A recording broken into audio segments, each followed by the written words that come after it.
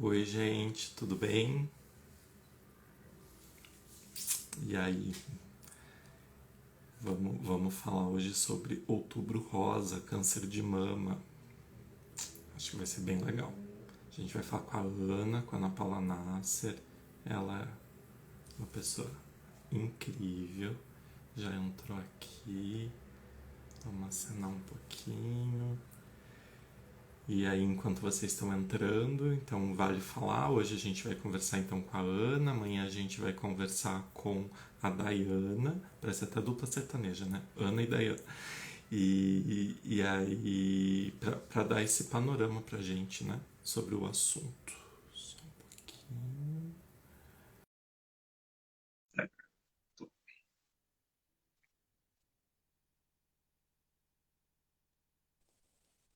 Oi, Ana.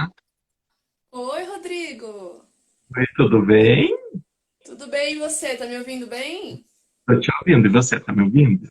Eu tô ótimo. Tô tudo ótimo. Ah, e eu tô cortando no vídeo porque às vezes eu corto. Tá me aparecendo inteiro? Ou eu tô cortando? Não, você tá ó. Eu tô bem? Você tá parecendo Aham. inteiro. Tá pra ver o seu rosto, que é o principal. Ah, então tá bom. Então, vamos dar uns minutinhos aí para as pessoas irem chegando, que o Sim. Instagram avisa. Ah, e esse make que você fez aí? Você viu? Especial pra Aham. você, pra essa noite. Ah, ai, que linda! Saudade, faz Ah, um tempão que eu não te vejo. faz mesmo. E eu me perdi um pouco na cronologia. Assim, a Hum, gente fez Greenbelt, aí você saiu sim. na sequência? Não, a gente fez Greenbelt em 2014, final de 2014, né? A gente participou do Aham. treinamento de Greenbelt juntos. E eu saí em julho de 2015. Foi um ano depois, uns 10 meses depois, eu saí da GVT, da Telefônica, né? Hum, Quando lá, Rodrigo? nossa, então é que eu vou me perdendo, mas eu fiquei lá, se eu não me engano, até agosto de 2016. Ah, ficou mais um ano, então. Pegou a transição, né?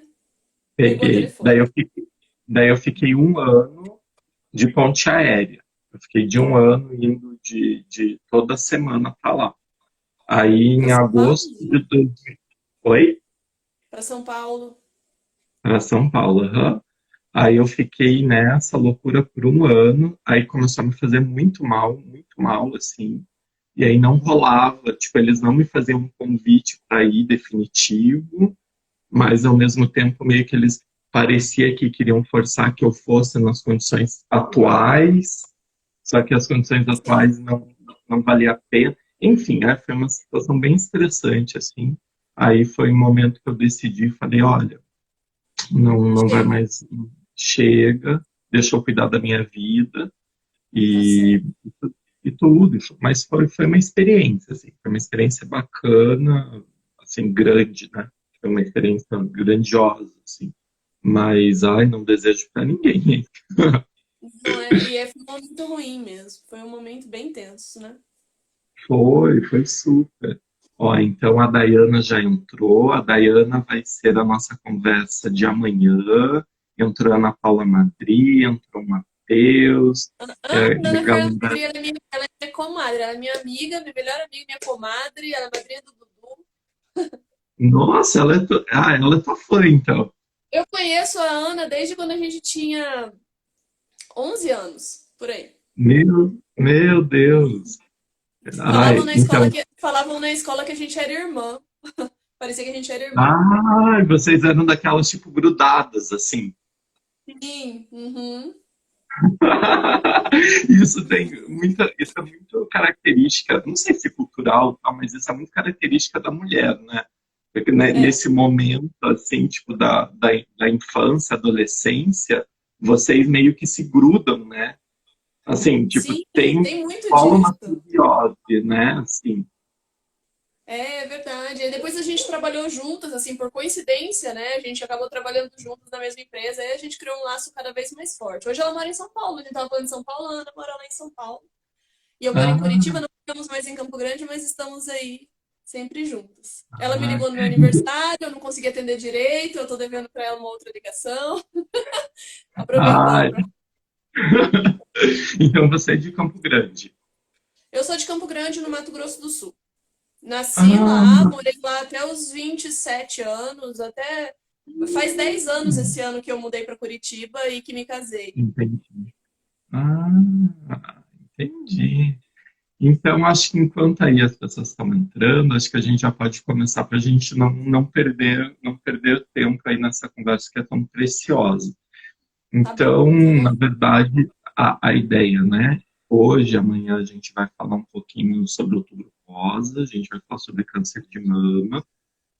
A Ana, ela trabalhou comigo, né, durante algum tempo aí da nossa vida, a gente fez alguns cursos juntos, e nesse momento, assim, de que a gente se conhecia, a Ana foi diagnosticada com câncer de mama, né, Ana, e ela vai contar um pouquinho dessa experiência para nós. Então, assim, para a gente começar, tipo, lá do começo, assim. Então, você estava trabalhando, estava tudo normal, a vida que segue, mãe, casada, e aí, como que você descobriu, assim? Tá. Rodrigo, eu acho importante mesmo dizer como eu descobri, porque parece. Eu abri recentemente. Há Ah, pouco tempo eu abri para o público, para as outras pessoas, como realmente eu descobri. Eu tá. tinha tido minha segunda gestação, minha filha já tinha 2 anos, e eu queria muito colocar próteses, né? Então, assim, eu tinha Hum, amamentado muito meus 2 filhos e eu queria colocar prótese, é uma questão de vaidade mesmo, feminina, e eu queria colocar, me sentir bem, fiz todos os exames para colocar a prótese, estava tudo ok. Tudo ok. tá. Mamografia, exames de sangue, ultrassom, tudo ok. Coloquei as próteses e ficou divino, ficou maravilhoso, assim, sabe? Sonho. Então, assim, realmente eu estava muito feliz, muito feliz. E o cirurgião plástico me recomendou fazer massagens diárias no banho para Tá. acomodação de prótese. É importante dizer, não tinha nada antes de eu colocar a prótese, tá? Não tinha nada. E eu fazendo massagens, aquelas massagens para acomodação da prótese, eu tinha pouca mama, então assim, a prótese ela trouxe para a superfície da minha mama, né, para a pele, assim, ela trouxe a minha mama bem para a superfície, então eu podia sentir com mais facilidade. Quando apareceu o primeiro grãozinho, fazia 3 meses que eu tinha colocado a prótese, e apareceu um grãozinho tão pequeno, eu consegui sentir mesmo, assim, sentir na massagem, no autoexame. Então eu digo assim, que se não fosse pela prótese, dificilmente eu conseguiria enxergar esses grãozinhos tão cedo, porque eu não tinha o hábito de fazer o autoexame. Eu tinha 32 anos, eu não tinha histórico de câncer de mama na família, então assim, não é nem recomendado para minha idade fazer uma mamografia, né? Então eu acho que foi um momento, foi muito auspicioso eu ter colocado essa prótese. No final das contas, ela salvou a minha vida. E fazendo a massagem, eu percebi esses 2 grãozinhos e eu questionei o cirurgião plástico que ainda estava me acompanhando, né? Eu falei, olha, apareceram, né? Ele tocou, inclusive, ele falou assim, isso é fibrose. Fica tranquila, é normal da cirurgia, pode ir para casa, não é nada. E eu fui, né? Eu fui para casa e realmente parecia que não era nada. Só que esses grãozinhos, essa fibrose foi crescendo, foi crescendo, foi crescendo. E 2, 3 meses depois eu procurei um mastologista, né? Então eu fui até um mastologista, ele já estava grande, já eram 2 grãos, 2 azeitonas. Ele fez Sim. todos os testes clínicos ali. Ele também não pediu nenhum exame mais aprofundado, mas ele fez toda a análise clínica ali no consultório e me disse: olha, nódulos benignos, se crescerem muito a gente tira, mas por enquanto volta para casa tranquila que tá tudo ok. E mais uma vez eu fui para casa achando que estava tudo ok.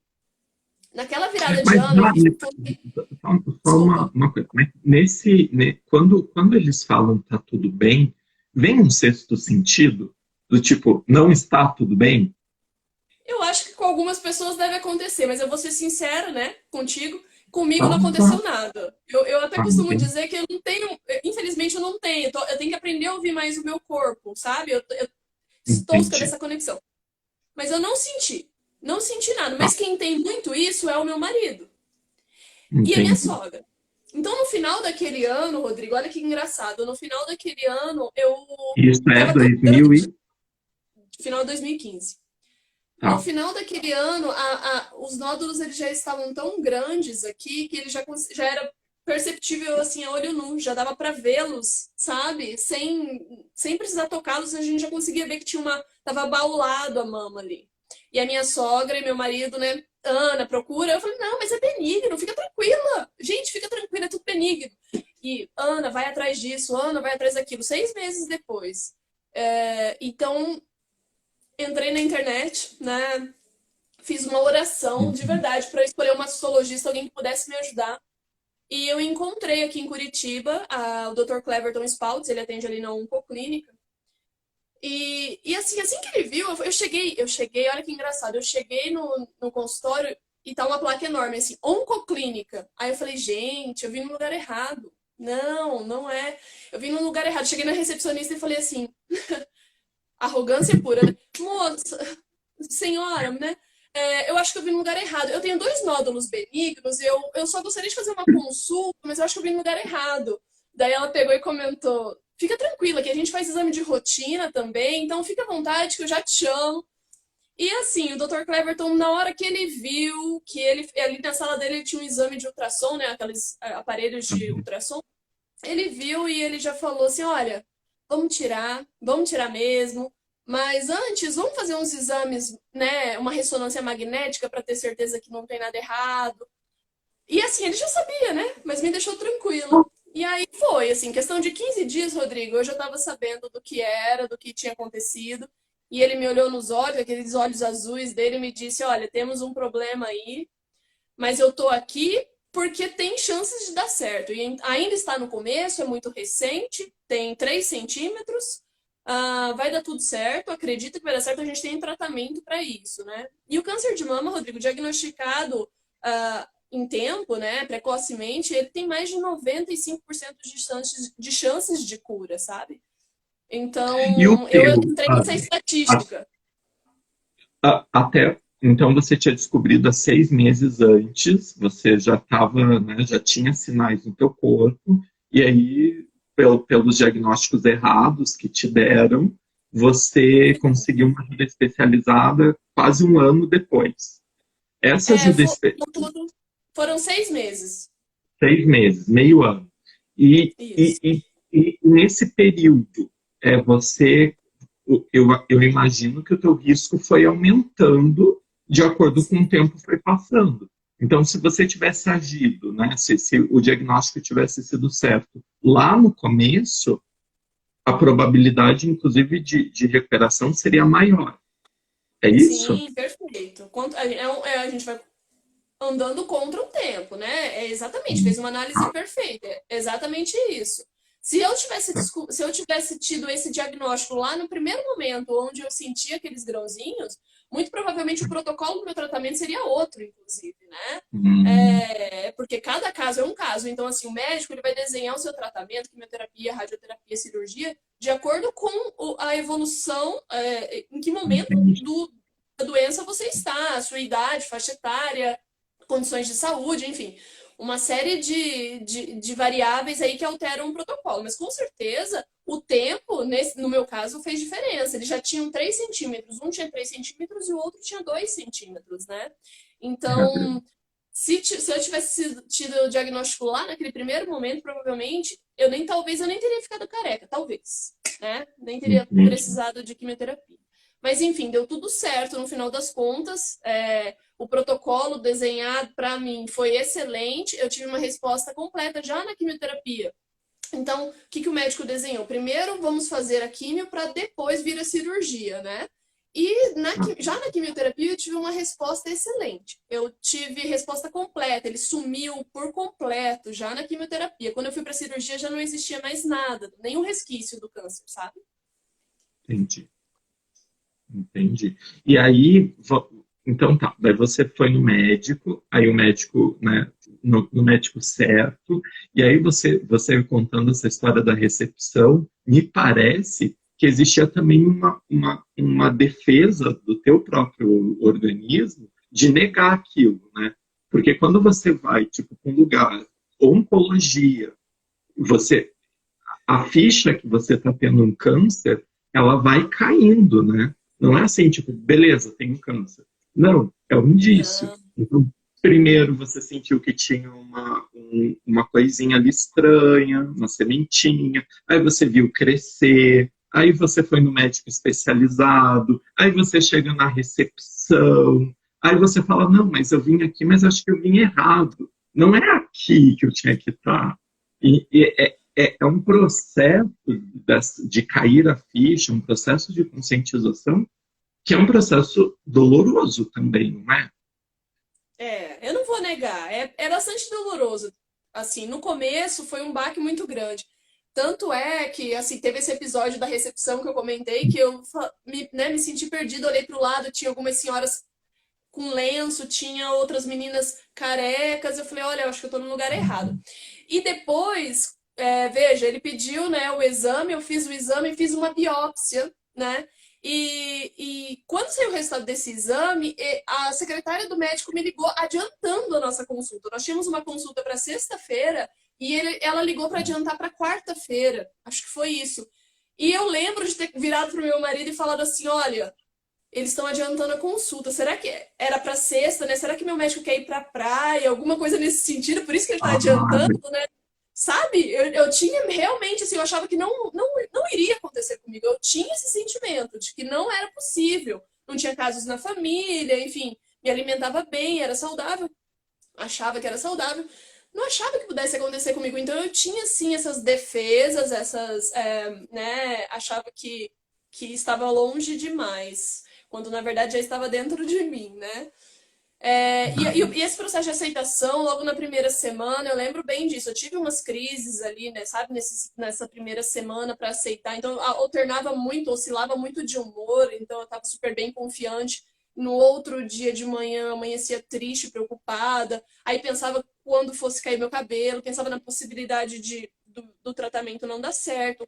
Realmente, eu tive um tratamento muito bom, tive uma constância de humor, eu acho que foi muito bacana, mas tiveram dias, sim, né, que eu oscilei e que eu pensei que pudesse não sobreviver. Eu pensava da minha filha, por exemplo, minha filha tinha 3 anos, né, e eu pensava, caraca, se não der certo, ela não vai lembrar de mim. Ela não vai lembrar de mim. Então isso me doía muito pensar nessa possibilidade. É uma menina, precisa, sabe aquela coisa? Dudu tá sim. grande, né? Temos uma história, meu filho mais velho, mas e a pequena? Então era algo que eu pensava assim, sabe? Mas no final das contas foi foi munição, sabe, Rodrigo? Foi força, foi energia que faltava, combustão para continuar. Esses dias eu estava vendo uma entrevista com a Drica Moraes, que também teve Sim, um processo de câncer, acho que não foi de mama, ela teve leucemia, e aí ela estava contando que ela tinha 20% do diagnóstico dela, do tratamento, ela tinha uma chance de 20% de dar boa o tratamento. E aí o médico falou para ela que aqueles 20% para ela tinham que virar 100%. Então, para a medicina, para o mundo, era 20%. Mas para ela, o 20% era 100%. Então, ela tinha que se concentrar naqueles 20%, com toda a energia que ela ainda tinha, porque aquilo era o todo para ela. E eu estou trazendo isso porque me remete muito a isso que você está dizendo. Assim, por mais que exista um abalo, né, existe um abalo do corpo, tá existe cortando um um abalo pouquinho do sua internet. tratamento e existe um abalo psicológico, também tem uma energia que da gente não sabe muito de onde que brota, que ela vem e ela fala, não, eu vou lutar, Eu não sei de eu vou onde virar o veio, jogo. hein? O que você está comentando é muito pertinente, porque realmente, assim, hoje eu recebo muito feedback, assim, da minha família, do meu marido e de outras pessoas, dizendo assim, eu não sei de onde você tirou tanta força. Porque naquele momento, naquele ano, eu fui uma fortaleza. Eu realmente não sei de onde veio, eu não sabia que tinha tudo aquilo dentro de mim, até precisar acessar, sabe? Essa E, força. É engraçado isso, é muito engraçado, sabe? Porque, né, tem aquelas frases assim, nossa, você é guerreira, aquela coisa. Guerreira é uma palavra forte. E eu não me vejo como uma guerreira, né? Eu acho que todo mundo tem isso dentro de si. Mas, sem dúvida, uma coisa que me motivava muito, que me tirava, assim, que me fazia ficar para cima são músicas, Rodrigo. Eu comento isso sempre. Então, assim, quando minha energia não tava muito legal, eu escutava umas músicas bacanas para me levar para cima e cantava, e aquilo ia subindo, ia subindo, ia subindo. E eu comecei a escrever um blog, então isso também me ajudou, sabe? Me deu atividade, ocupou minha mente. Então eu estudava para poder escrever, gastava bastante tempo. E eu não dormia direito à noite, tinha insônia. Depois das quimioterapias, me davam bastante insônia. E vinha uma inspiração, junto com a insônia, vinha uma inspiração com as ideias e os insights para escrever, e era muito legal. Então eu curti muito esse momento. E não tô falando da boca para fora, eu realmente curti muito esse momento, sabe? Me Uhum. falta isso hoje. Essa inspiração e aquela vontade toda me falta hoje, em alguns momentos. É, eu imagino que quando se descobre um diagnóstico desse, né, é, as pessoas elas têm uma experiência de morte. Então, quando você é criança, quando você é um jovem adulto, saudável e tudo mais, a morte ela é muito distante de você, né? A morte ela acontece com o outro, ela acontece na TV, ela acontece na outra cidade. Mas quando você vem com um diagnóstico desse, vem também uma coisa do tipo, cara, a morte também pode estar com você, também pode acontecer com você. Então, talvez, de uma forma, né, diferente, caia uma ficha. Talvez não seja nem dizível o que acontece, mas acho que cai sabe? Dá um estalo do tipo, cara, é finito, É. é finito. E até porque esse é um assunto que culturalmente a gente não debate, né? A gente mal fala a palavra câncer. A morte, então, é uma coisa que a gente não se fala. É a única certeza absoluta que nós temos e nós não conversamos sobre.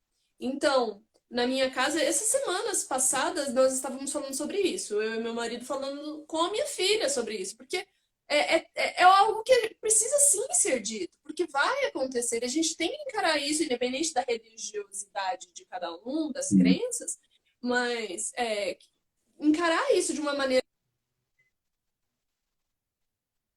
Tá? Já volta, já volta. Tá bom, né? Conversa, bate-papo. E é isso, gente. Eu acho que quem tá ouvindo. Que passou pelo Vale da Morte. Eu fiquei pensando, nossa, pelo Vale da Morte. Mas para algumas pessoas é o Vale da Morte. Mas o que eu quero dizer é o seguinte, que realmente, a partir daquele momento, eu percebi que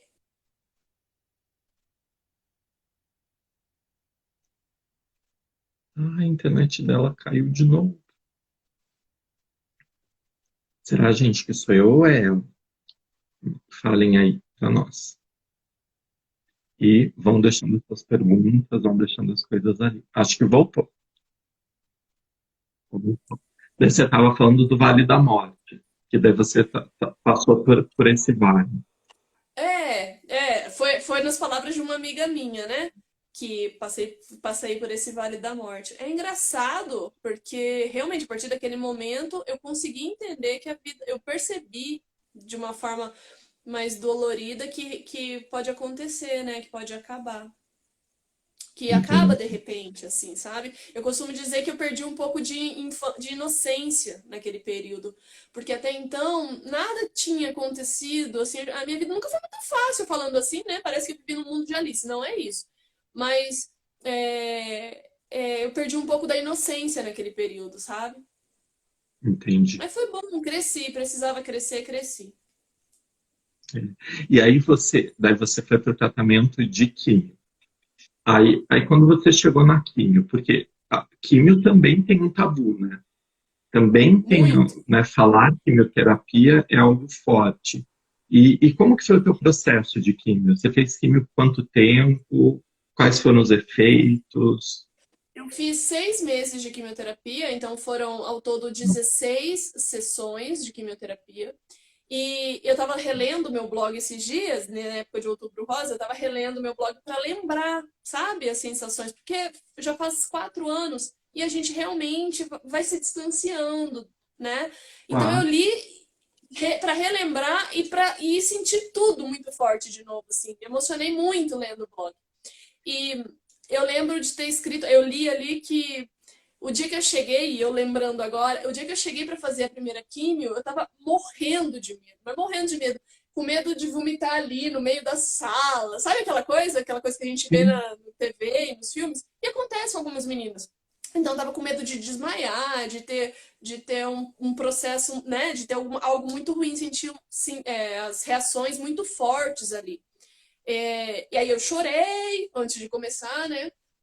Mas eu tive pessoas muito abençoadas no meu caminho. Então, até a enfermeira que me atendeu, que atendia a gente na época, a Fran, é um amor lá no Hospital Santa Cruz, aqui, né? No Hospital Santa Cruz, aqui em Curitiba. E ela pulsionou a minha veia de uma forma que nem doeu, foi mágico, sabe? E ela falou tudo que ela passaria. É uma série de medicamentos, Rodrigo, para preparar o nosso organismo antes de receber a quimioterapia, porque ela é extremamente tóxica, né? Então, assim, são remédios para proteger o estômago, para não dar enjoo, enfim, muitos remédios. Hoje eu já não Entendi. lembro mais de todos os nomes de cabeça. E quando eu recebi, foi muito tranquilo. A única coisa que aconteceu comigo foi um barato, assim. Eu fiquei com sono à beça. Então eu dormi naquela químio, eu chegando em casa esperando as reações, né? Esperando, esperando. Tive insônia, então não dormi direito. Todas as noites foram assim, das noites das químios, mas eu não tive um episódio de enjoo e Hum. vômito. Eu passei por todas as quimioterapias, pelas 16 sessões, de uma forma muito leve, muito suave mesmo. O que aconteceu comigo? No final já do tratamento eu estava inchada, porque são muitos corticoides, né, recebidos e é cumulativo, então eu estava inchada, os meus cabelos obviamente caíram, ah, tive as unhas ficaram frágeis e ficaram escurecidas, então assim, elas não chegaram a cair, mas elas ficaram bem pretas e doloridas, mas eu não tive enjoo, não tive feridas na boca, não tive feridas no nariz, não tive nenhum efeito que me deixasse realmente mal. Então, talvez isso tenha ajudado também para que eu levasse esse processo de uma forma bem leve. Eu não tive efeitos colaterais tão nocivos, assim, sabe? Que machucam tantas pessoas e que deixam elas tão debilitadas. Eu não tive, graças a Deus. Entendi. E aí eu me lembro muito nesse período, eu acho, sem assim tentando puxar na minha memória, que você é o primeiro caso que eu conheço, que eu vivencio do câncer de mama. Até antes isso estava muito longe da minha, Longe. eu não tinha conhecimento de casos, né? Enfim, era um assunto da TV. E eu me lembro que a gente ficou muito impactado com aquilo, porque um ano antes, alguns meses antes, a gente estava em plena Treinamento. saúde, envolvendo projeto, estudando e não sei o que, e de repente você veio com o diagnóstico. E aí eu me lembro de eu ter ficado um pouquinho abalado, assim, mas ao mesmo tempo foi o momento que você se tornou pública, É, é como verdade. você, como você nunca, né, você sempre, né, enfim, você é uma mulher bonita, tudo, mas assim, eu me lembro muito naquele momento de você ter vindo a público. Então você fazia ensaio careca, você vinha ao blog, você começou a escrever, então assim, você trouxe, não sei dizer, veio aí uma força da natureza, uma força da Veio. Ana, mas E assim, eu me lembro muito. E sinceramente foi o que me deu força, porque assim, eu me redescobri naquele processo, sabe? E eu gosto disso, eu gosto mesmo, assim. Até falo, meu marido é todo tímido e reservado, e eu adoro aparecer, Rodrigo. Eu gosto não, eu gosto, não vou mentir. E eu tive a oportunidade de fazer vários ensaios assim, escrevi de uma forma que coloquei a minha alma, meu coração em tudo que eu escrevia. Foi um momento muito legal e realmente, assim, eu tive né, fiz entrevistas para TV, apareci em alguns programas famosos. Foi bem legal, foi muito legal, foi uma experiência muito bacana, sabe? E isso me ajudou bastante, porque minha família de sangue não mora aqui em Curitiba. A família aqui de Curitiba é a família do meu marido. Então todos eles estavam longe. Então a ideia do blog surgiu com isso, de mandar notícias para minha família e para os meus amigos, assim, para eles acompanharem. E eu sabia, eu gosto muito, já estudei mais, hoje em dia nem tanto, mas essa questão de energia. E eu sabia que aquela energia que todo mundo emanava para mim, não de pena, porque não era pena o que eu queria. Não era pena. Era muito pelo contrário, era de admiração, era de força, Exato. sabe? Esse tipo de energia que eu gostaria que mandassem para mim. E eu sentia. Era uma coisa de louco, porque eu não tinha essa sensibilidade antes. E eu conseguia sentir, eu sentia e me emocionava. E aquilo me dava uma coisa assim que realmente me deixava para cima. E muita gente comentando e me ligando, e eu me tornei uma pessoa pública, como você comentou. Isso fez diferença demais para mim. Claro que depois de um tempo, quando tudo terminou, eu Uhum. precisei me afastar um pouco, sabe, desses temas, desses assuntos, para voltar, tentar voltar à minha vida de antes. Mas o que eu percebi é que eu nunca mais seria aquela pessoa de antes, sabe, Rodrigo? Sim, super. E a Olha, Ana, tô vendo a Ana Carla. ela tá te perguntando acho que aqui da relação de familiares e amigos. O que a família pode fazer, o que a família, né? Porque assim, ao mesmo tempo, eu acho que aí tem duas coisas. Tem uma que é uma jornada individual, porque é você que está passando isso na pele, no corpo. Então tem a tua jornada que é a transformação, mas tem uma jornada que ela é coletiva, que ela engloba o marido que está junto, os filhos, os amigos, a mãe, enfim, é todo esse sistema que está convivendo, que está vivendo o câncer. O câncer ele surgiu, né? Ele apareceu em uma pessoa, mas o câncer é do sistema. Então, E é mesmo.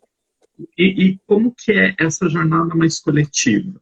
Então, você lá, você publica, você escrevendo, você fazendo ensaio, e as pessoas do teu entorno, como que elas ficaram?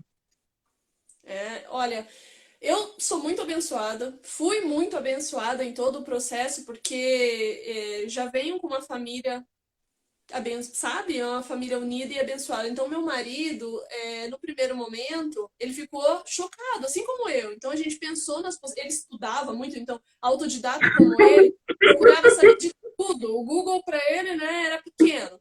Então, ele procurou saber de tudo. Mas depois de um tempo, quando ele viu, com 2 semanas, os nódulos eles já estavam diminuindo, a gente sentia, pegando assim, a gente percebia que a quimioterapia já estava fazendo efeito. Então, tem todo esse, né, esse lado psicológico também que afeta. Então a gente perceber nitidamente que está fazendo efeito, deixou as coisas, foi deixando as coisas cada vez mais leves.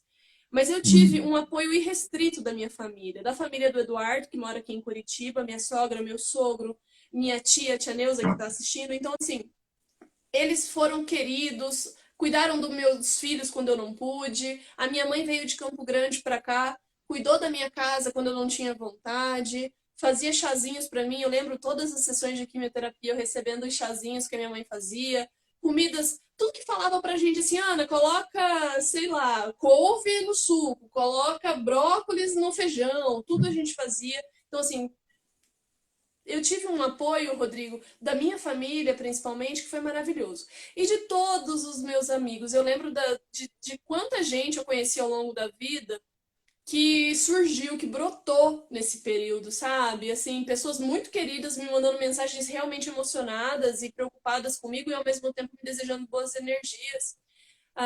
E Ana Carla mesmo, que é a minha comadre, né? Eu lembro do dia que eu dei a notícia para ela, que eu liguei para falar para ela, era, se não, a Marina tinha acabado de nascer, que é a filhinha mais nova dela estava amamentando. Eu fiquei até preocupada de dar essa notícia para ela e ela ter algum problema na amamentação, sabe? Porque não é uma notícia fácil. E teve um dia que eu tava nessas insônias de quimioterapia, eu tava pensando, né? Me colocando no lugar de todas essas minhas amigas, e eu escrevi inclusive um texto bem especial, um dos que eu mais gosto do blog com relação a isso.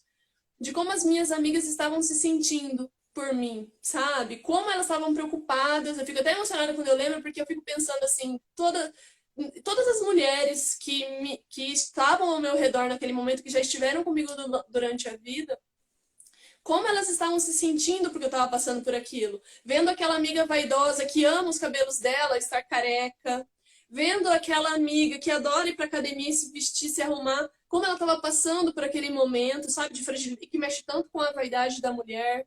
Então, assim, eu lembro de receber delas um apoio que fez muita diferença no meu tratamento, sabe? Então, eu sou muito abençoada. Agora, nem todas as mulheres, agora a gente precisa também dizer a realidade, né? Tô contando o meu caso aqui de forma emocionada, mas nem todas as mulheres têm essas possibilidades, inclusive de tratamento como eu tive e de apoio da família. Tem mulheres, Rodrigo, pasme, que são abandonadas pelos maridos durante o processo de tratamento. Porque talvez eles não consigam lidar com o fato da mulher não ter cabelos, da mulher não ter a mama ali, né? Então, com relação a isso, eu só tenho a agradecer, porque o meu boy é sensacional. Ele é maravilhoso. Não, ele é fantástico. E eu me reapaixonei por ele durante esse... Eu nunca deixei de estar, mas eu me reapaixonei muito por ele durante esse processo. E quando terminou o tratamento, que deu tudo certo, eu lembro que foi ele que ficou mal. Ficou mal no sentido de que acabou, então ele estava com uma carga muito grande nas costas dele. Enorme. E quando acabou o tratamento, ele caiu. Ficou bem triste. Ele caiu mesmo, assim. Ficou ruim mesmo. Ele que precisou de cuidados daí. Então, realmente, a família toda adoece junto, e toda a família precisa ser cuidada, entendeu? Não só o enfermo, no caso, mas a família como um todo. Nossa. E a Anne, você falando isso, eu também me emocionei aqui.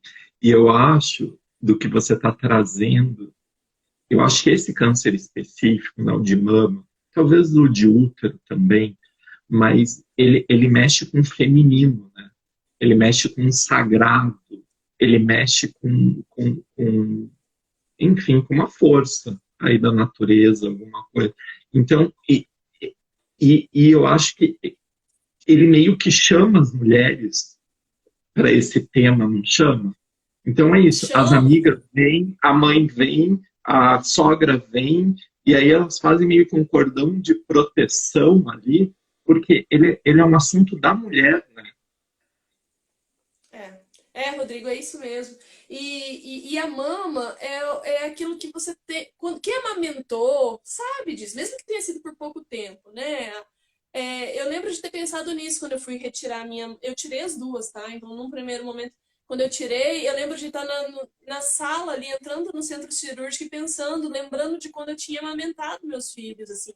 Porque quem dá de mamar sabe, a gente olha para baixo, assim, então a memória que nós temos é aquela foto que a gente tira quando olha para baixo e olha os olhinhos dele, às vezes olhando para você e sugando, né? Então eu lembrava disso, chorei um monte, né? Só de pensar nisso que eu não ia ter de novo essa experiência. Já não queria mais ter filhos, mas assim, não, né? Já, ainda bem que eu tinha passado por aquilo, tava grata por aquilo também. E a mama, realmente, ela sem falar que tem toda uma questão de sexualidade também, que envolve, é uma área, né? Erógena, né? E faz diferença no corpo da mulher. Faz sim. Então tem tudo isso, tem tudo isso. Tem o fato de perder os cabelos, tem o fato da pele ficar ressecada, tem o fato de ficar inchada, engordar, tem o fato de perder músculos. Realmente, com uma mulher tão vaidosa como eu, mexe mesmo, assim. Tanto que era uma luta, era uma corrida contra todos esses efeitos para tentar minimizar esses efeitos e eu continuar me sentindo bonita, me sentindo bem, sabe? Nossa, e agora eu estou tentando imaginar aqui. Então, você descobre, aí você faz uma químio, aí essa químio, ela cura, mas ela também machuca. Então, né, não é uma cura que você passa ilesa, né? Então, né, ela machuca o corpo, tem a queda de cabelo. Aí, você vai para uma cirurgia e você tira as duas mamas. Então, assim, você é destituída quase de tudo, né? Do que é beleza feminina. Você é destituída do cabelo, e a gente, culturalmente, né? É mulher com cabelão, cabelo Moldura do rosto. duro. Você é destituída do corpo, porque você engorda, porque a pele muda a consistência, e aí você é destituída por último da mama. Então, assim, você perde, você vai passando por um processo de perda de identidade sucessiva. É. E como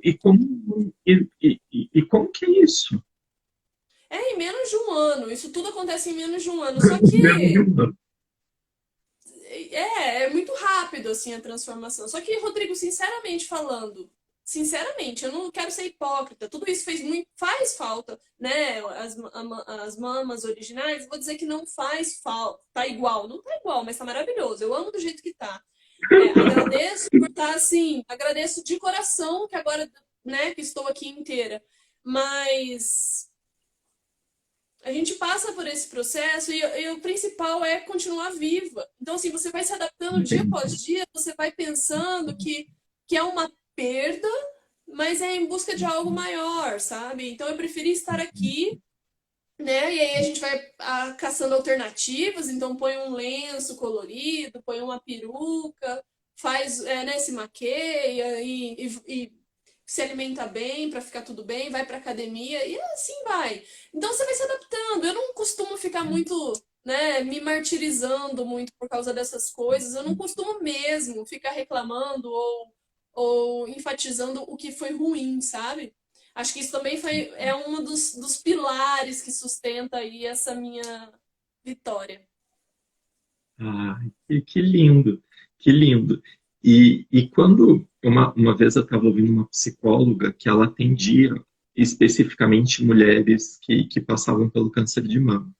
E muitas vinham, e a taxa de pessoas que passam por isso, né, que tem êxito no tratamento, é muito grande, né, então, num primeiro momento tem um medo ali da morte, mas logo ali o tratamento dá certo e a mulher continua a vida dela.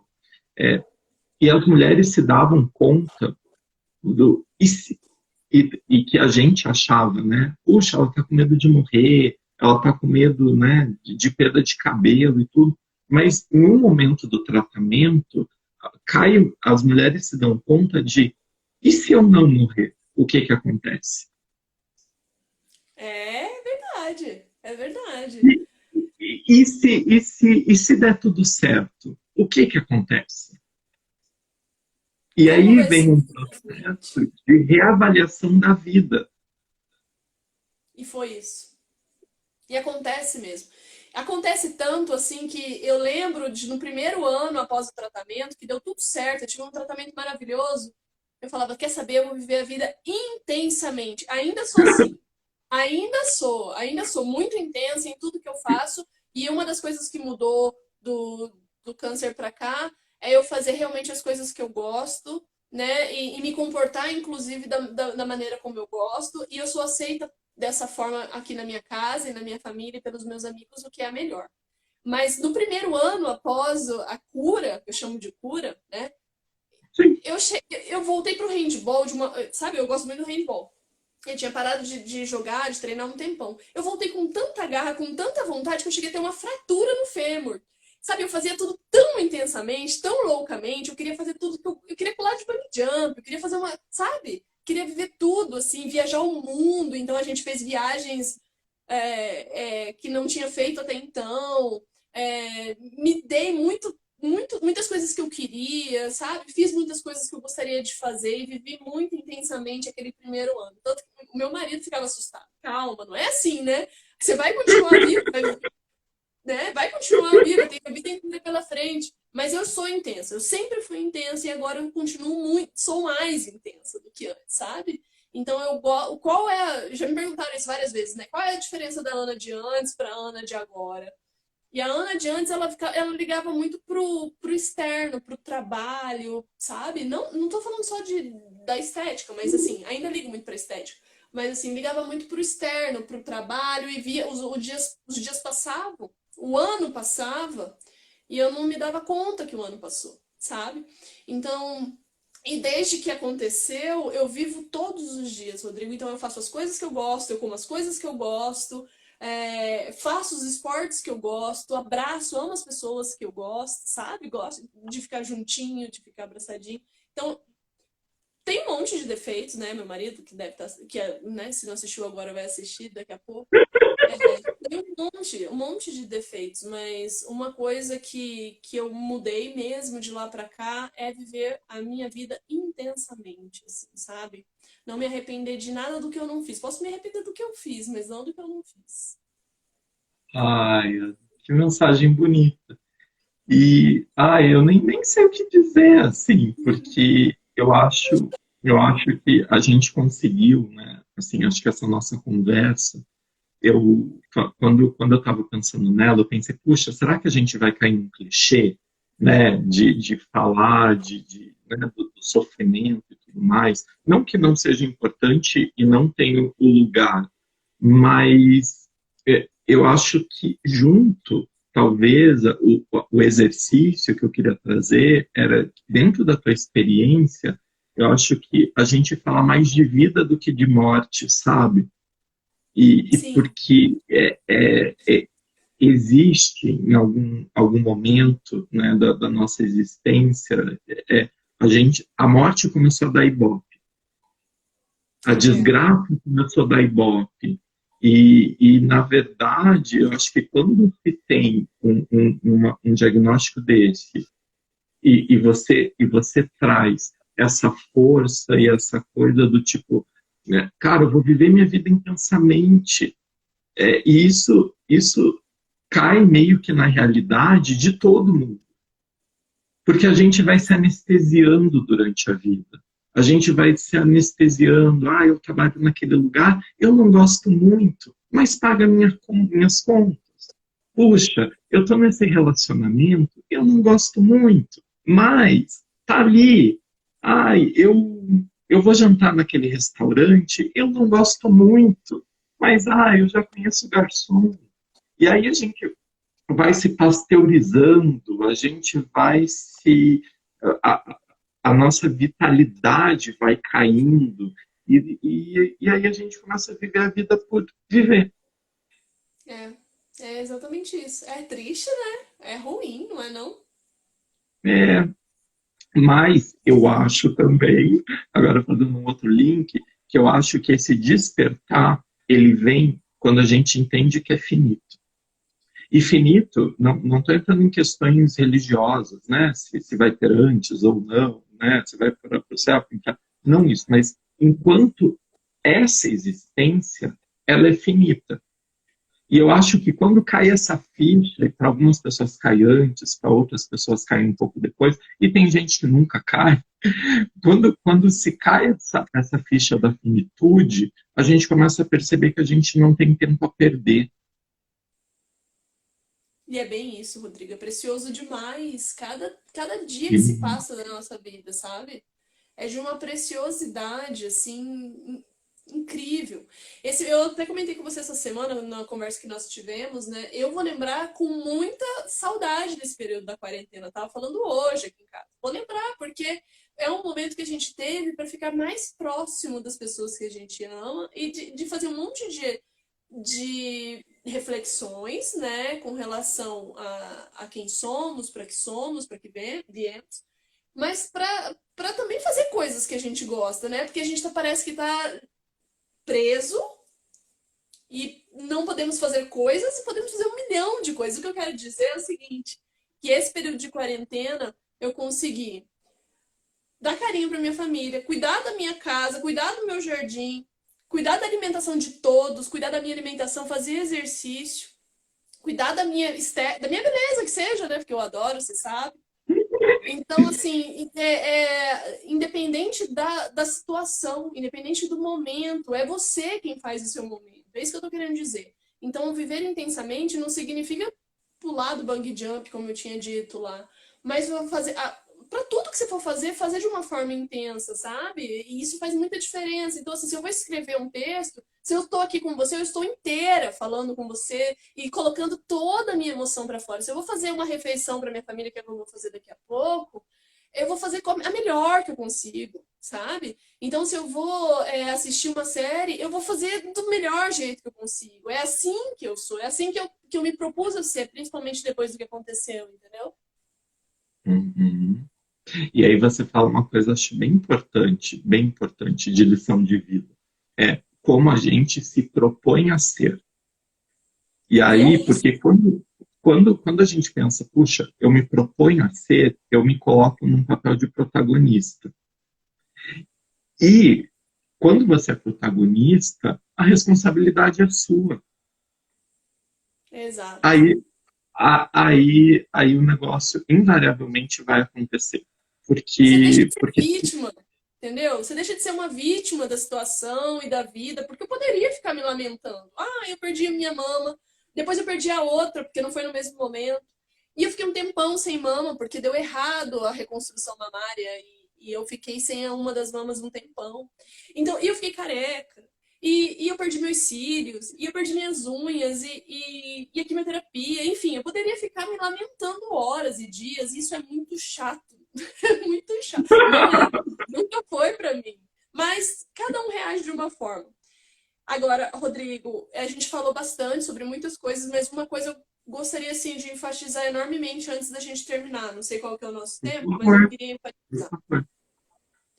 Que é a questão, Rodrigo, do diagnóstico precoce. Porque assim, eu é tão falado, outubro é o mês que a gente fala isso do dia 1º ao dia 31, e é um mês muito especial para mim. Mas mesmo com toda essa movimentação, com toda essa conscientização, tem mulheres com 60, 65 anos que nunca fizeram uma mamografia. Como isso é possível? E eu não estou falando de pessoas carentes, eu estou falando de pessoas que são bem instruídas, inclusive, e que, infelizmente, não fazem. Não sei se é por uma questão de teimosia, de achar que não vai acontecer com elas. A questão do diagnóstico precoce salva vidas, sabe? Desde que diagnosticado no início, tem 95% de chances de, mais de 90% de chances de cura. Então, qual é o real objetivo do Outubro Rosa? É a gente despertar para isso, de que pode acontecer com a gente. Claro, a prevenção é importante, hábitos saudáveis, mas pode acontecer com a gente. E estar atenta a isso para que, se acontecer, detectar logo no início, sabe? Eu acho que esse é a principal mensagem que deve ser passada. Ai, Ana. E eu quero agradecer muito. Eu acho que foi lindo. Obrigado pela tua disponibilidade. Obrigado por você ter topado de cara. Obrigado pela tua energia aí nessa segunda-feira. E eu nem sei, acho que eu me emocionei muito, acho que durante a tua conversa, porque eu não sei dizer, mas eu acho que isso tudo que a gente conversou, ele toca na gente em lugares que talvez a gente nem saiba, sabe? Sim. Então, que bom que você passou por isso e passou, né? Que você não estacionou nisso, que você passou e você conseguiu trazer para a gente a experiência aí dessa sua passagem que foi linda. Eu quem agradeço de coração o convite. Gosto sempre de falar sobre isso, principalmente porque é um tema que pode parecer chato para algumas das pessoas, né? Quero manter distância desses assuntos, mas um dia ou outro pode bater na sua porta ou na porta de alguém que você ama, né? Então é sempre bom falar sobre isso. São experiências positivas, então é diferente de eu vir aqui contar um caso de uma pessoa que morreu ou que sofreu muito. Pelo contrário, passei por isso de uma forma digna e sobrevivi, passei da linha, né? Estou aqui para dar o meu testemunho de vitória. Então, eu é quem agradeço, muito obrigada pela oportunidade. Tá bom. Então, beijo, Aninha, e aí a gente vai conversando mais. Acho que Para falar agradecer a mais todo vezes, mundo. eu adoro. Um dia que você quiser fazer outra live aí de outro assunto, você me chama que eu falo, Vou, converso vou sobre tudo. chamar. Oba! Adoro. E eu quero agradecer também todo mundo que entrou. Acho que todo mundo ali demonstrou um carinho muito grande por você, Ana. Todo mundo agradeceu, todo mundo falou quanto você é maravilhosa, poderosa. Enfim, acho que você virou aí uma referência bacana para bastante gente. E é isso, gente. E eu quero falar que amanhã a gente vai falar com a Dayana. A Dayana, ela também tem o diagnóstico de câncer de mama e ela está passando pelo tratamento ainda. Aí amanhã a gente vai ver como como que ela tá, qual que é o estágio do tratamento que ela está passando, e ela vai compartilhar a experiência dela conosco. Tá bom? Muito legal. Até amanhã, então. Beleza. Até amanhã. Beijo, Ana. Beijo, tchau, tchau.